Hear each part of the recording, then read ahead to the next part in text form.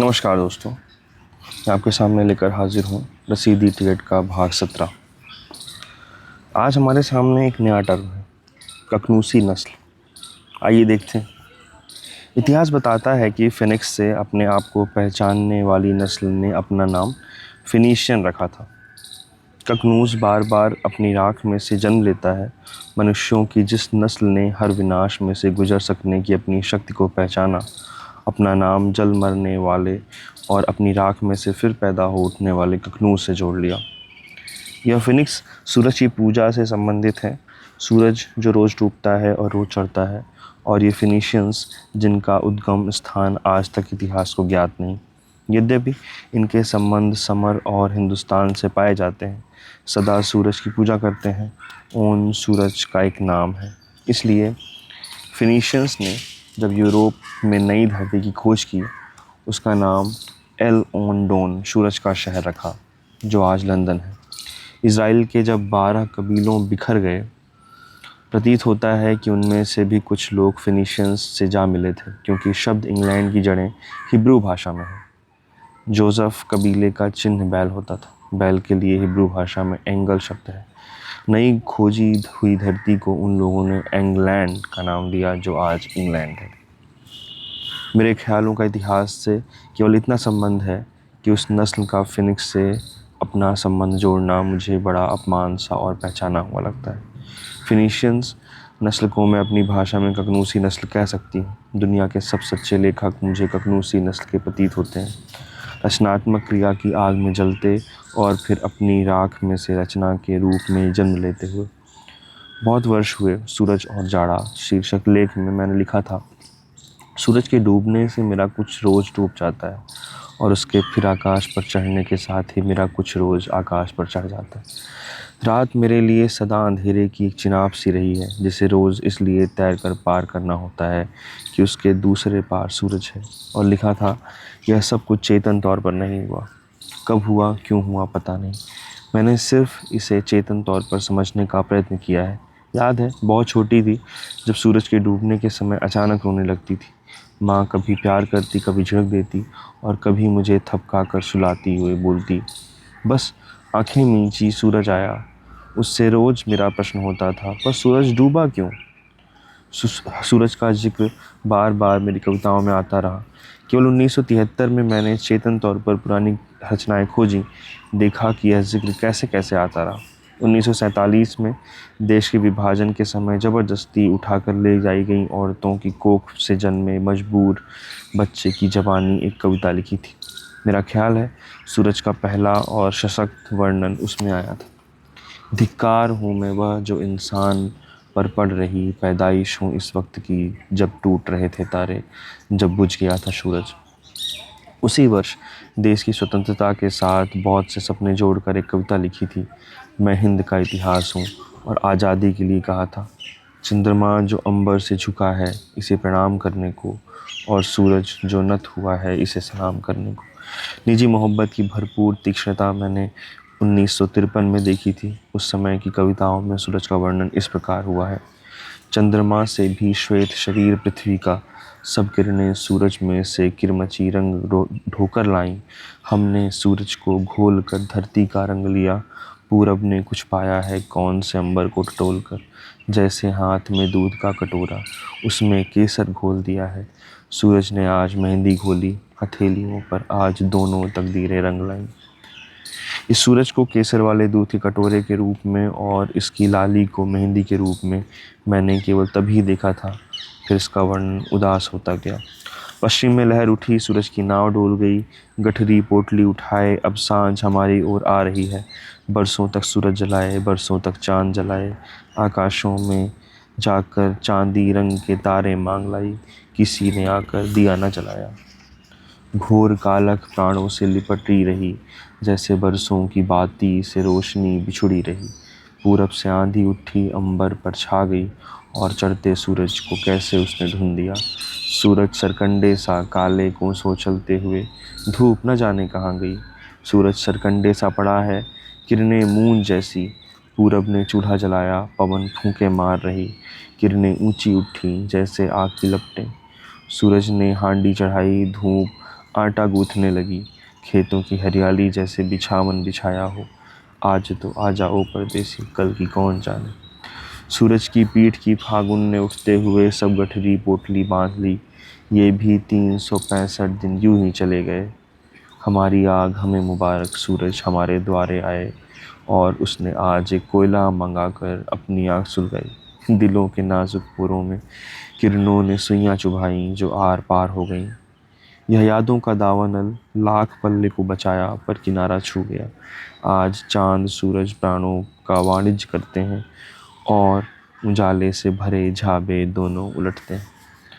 फिर हमें क्यों तेरी दहलीज याद आ गई, आज लाखों ख्याल सीढ़ियाँ चढ़ते उतरते। उम्र के द्वार मत भिड़ो, चलना अभी बहुत बाकी है।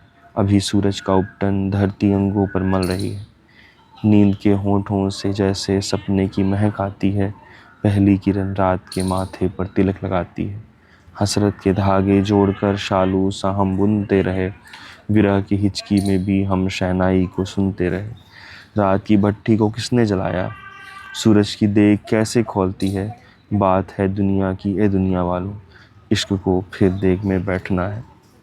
सूरज का पेड़ खड़ा था, किरणों को किसी ने तोड़ लिया और चांद का गोटा अंबर से उधेड़ लिया। सूरज का घोड़ा हिनहिनाया, रोशनी की काठी गिर गई। उम्रों के फासले तय करता हुआ धरती का पथिक रो उठा। अंबर के आले में सूरज जलाकर रख दूं, पर मन की ऊंची ममटी पर दिया कैसे रखूं। आँखों पर धुंध का गिलाफ लिए किसकी पग धूली चूमने सूरज की परिक्रमा करती ठहर गई धरती। नज़र के आसमान से है चल दिया सूरज कहीं, पर चांद में अभी भी उसकी खुशबू है आ रही। सूरज ने कुछ घबरा कर आज रोशनी की एक खिड़की खोली, बादल की एक खिड़की बंद की और अंधेरे की सीढ़ियाँ उतर गया। अंबर एक आशिक निढाल सा बैठा धुंध का हुक्का पी रहा और सूरज के कोयले से रेयां आँखां खींचता इसी की राह देख रहा। आज पूरब की खटिया खाली है, सुबह बैठने को नहीं आई। बावरा अंबर उसे धरती की खाई में है खोज रहा। मुंह में निवाला नहीं, निवाले की बातें रह गईं। आसमां पर रातें काली चीलों की तरह उड़ रही। सूरज एक नाव है जो पश्चिम की लहर से डूब गई। सूरज रुई का एक गाला है जिसे गहरी आंधी ने धुन दिया। सूरज एक हरा जंगल है जो सूख कर सरकंडा बन गया। सूरज दिल की आग से खाली है, इसने मेरे दिल की आग से कोयला मांगकर अपनी आग सुलगाई थी। सूरज सुइयों की एक पोटली है जो मेरे पोरों के आर पार हो गई है। सूरज एक खोलती हुई देग है जिसमें आज मेरे इश्क को बैठना है। सूरज एक पेड़ है जिस पर से किसी ने किरणें तोड़ ली हैं। सूरज एक घोड़ा है जिसके ऊपर से उजाले की काठी उतर गई है। सूरज एक दिया है जिसे अंबर के आले में रखकर जलाया जा सकता है। सूरज मेरे दिल की तरह है जो घबराकर अंधेरे की सीढ़ियाँ उतर जाता है। सूरज एक बुझा हुआ कोयला है जिससे अंबर लकीरें खींचकर किसी की राह देखता है। सूरज एक उम्मीद है जिसके बिना रातें काली चीलों की तरह आसमान में उड़ रही हैं। सूरज के ये अनेक रूप देख रही हूँ और इनमें चेतना का रूप भी। दिन के आंगन में रात उतर आई, इस दाग को कैसे सुलाऊं। दिल की छत पर सूरज चढ़ाया, इस दाग को कैसे छिपाऊं। अभी भोर हुई है, छाती को चीर कर छाती में सूरज की किरण पड़ी है। ज़िंदगी जो सूरज से शुरू होती है, सब ग्रह पार कर अंत में फिर सूरज की ओर लौटती है। यह क्रिया भी अचेतन तौर पर लिखी गई थी, आज उसे चेतन तौर पर देख रही हूँ। दिल के पानी में लहर उठी, लहर के पैरों से सफ़र बंधा हुआ। आज किरणें हमें बुलाईं, चलो अब सूरज के घर चलना है। निजी मोहब्बत की कविताओं के अतिरिक्त सूरज और कविताओं में भी बलाद आता रहा। जैसे मैंने हो ची मिन्ह से हुई मुलाकात पर कविता लिखी थी। वियतनाम की धरती से पवन भी आज पूछ रही है, इतिहास के गालों पर ये आंसू किसने पोंछा। धरती को आज गई रात एक हरियाली सपना आया, अंबर के खेतों में जाकर सूरज किसने बोया।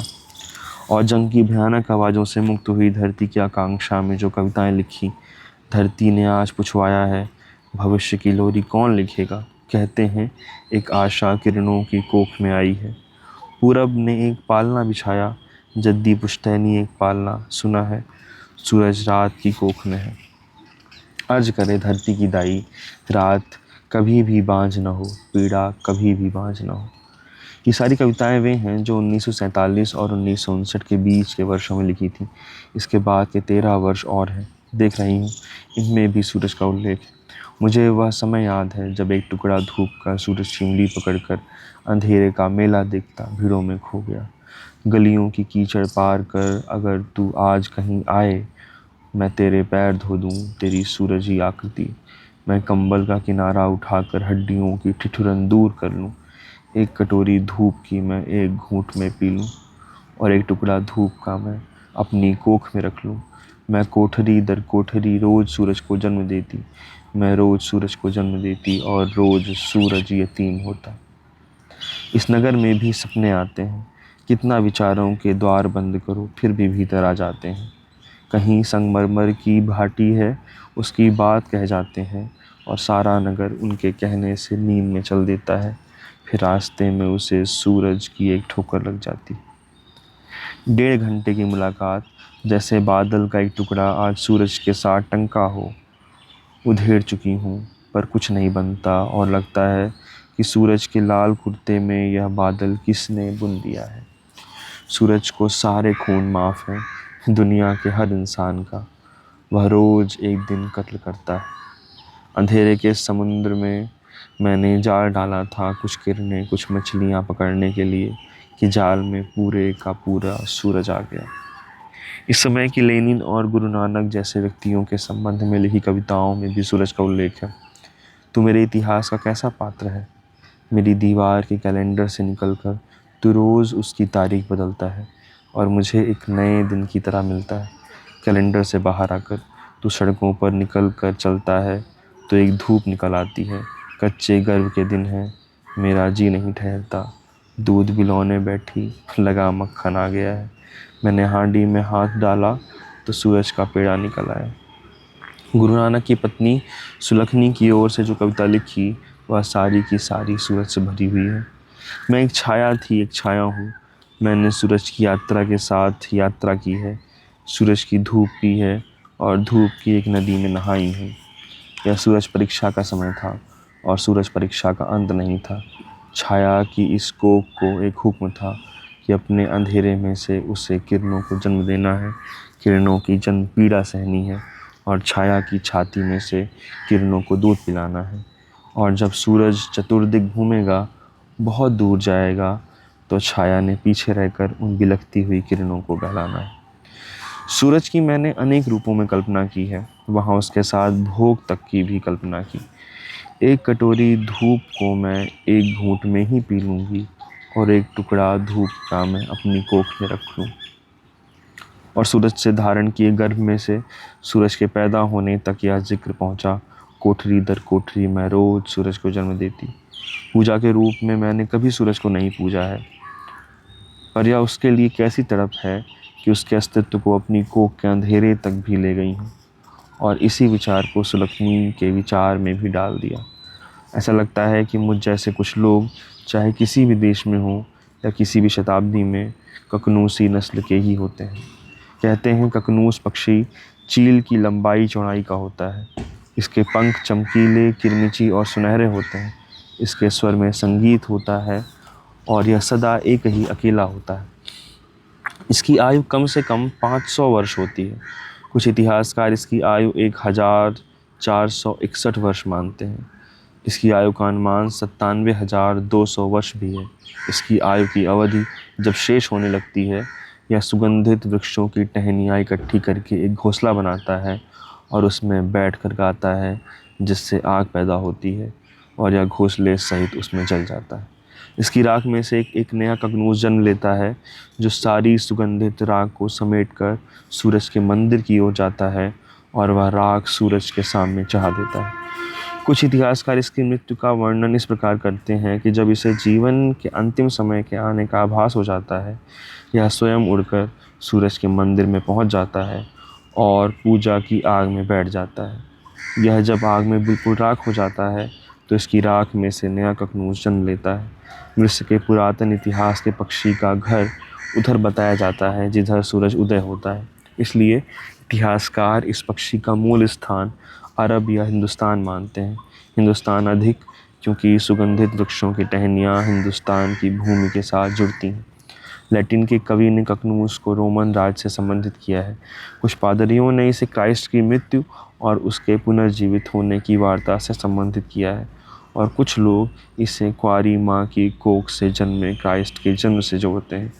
पर मैं इसे हर सच्चे लेखक के अस्तित्व से जोड़ना चाहती हूँ, चाहे वह किसी देश का हो, चाहे वह किसी शताब्दी का हो। बहुत शुक्रिया।